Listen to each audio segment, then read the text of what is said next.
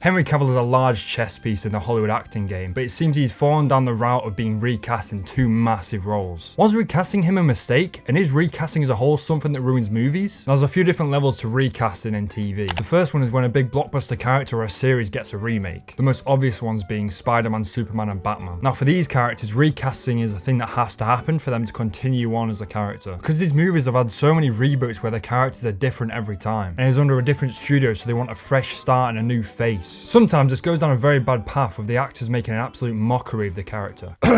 Jared Leto was the Joker. Now, yes, some people say it's down to the writers, but if you look at the way Jared played the character, it was mostly his fault. I mean, he went so far down the rabbit hole of method acting that he started sending dead rats to the other cast. What planet are you on where that's like normal? I mean, hey, I rate the dedication, but it probably wasn't a good idea casting a cult leader as a psycho character. But the type of recasting where it's a new take on a character is one that people normally agree with. The type of recasting that can destroy these shows and movies is when it's done in bad faith. You see, Henry Cavill was one of the most recent people to play Superman, and people said he was even the best one to be the person that looks the most alike to actually the Superman character. I mean, look at that goddamn jawline, boy. Goddamn. But in Cavill's case, he had a huge announcement where he said he was going to be coming back to the role and doing Man of Steel 2, which sparked the fire of the fans, and they were going crazy with the news because they never thought he'd come back to the role. But then, a devil in sheep's clothing came out of the woodworks and shut all of the fans' dreams down with one foul swoop. The person's James Gunn, if you didn't already know. Just to know, I love Gunn's movies, but in this situation, he's painted as the bad guy, so that's how I'm going to talk about it. And then after all this happened, James Gunn came out and said that he never actually fired him, he didn't actually hire him in the first place, which doesn't really make sense. And it was kind of weird because why would Henry Cavill do a whole ass announcement if he was never actually hired for the role, or hired for the movie? And now more recently, James Gunn has hired a new, young Superman for his DC dynasty, and left Henry in the dust. But oh boy, does this train not stop there. Now we switch over to a series which had so much promise in the start, The Witcher.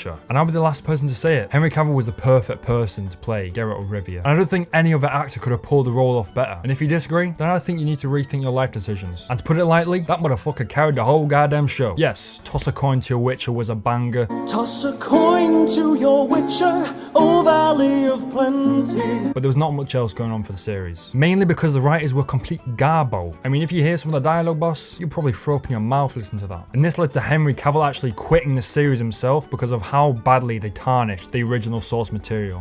Foul tarnished in search Of a good Witcher show. Then out of the woodworks, the people who made the show decided it wasn't enough of a train wreck already, and they recast Geralt midway through the show with one of the Hemsworth brothers, not even Chris. Now if you've got at least a few brain cells, you can deduce that the casting was not the bad part of the show, and that the series is going to be kicked even more into the dirt than it was before, if it does actually follow on with Chris Hemsworth. One of them, I don't know, Liam? Jeff? Harry? Now for me, I'd say that's the worst type of recasting. Changing the main actor before the show is even finished will never go down well with the fans. And it makes it even worse if the actors committed crimes and they're still allowed to do the part, which the most recent actor to play the Flash, Ezra Miller, actually did. And it seems that the people behind the Flash must have been hit by a neuralizer because they just let him continue with the role, with being like arrested and all this trash. It's like they totally forgot that even happened and just like, oh yeah, just carry on. But we saw how that went. Absolute flop, bro. Best part of the movie was not even the Flash, it's the Batman. Just did a Batman movie, bro. Would have done so much better. End of the day, recasting is never a good idea as a whole, unless it's a whole reboot of the franchise with a new take on that character. I've been Ramos. If you like that video, click this one for more dumb takes and stupid ideas. Mobius, hella Morbin. We be Morbin, boys.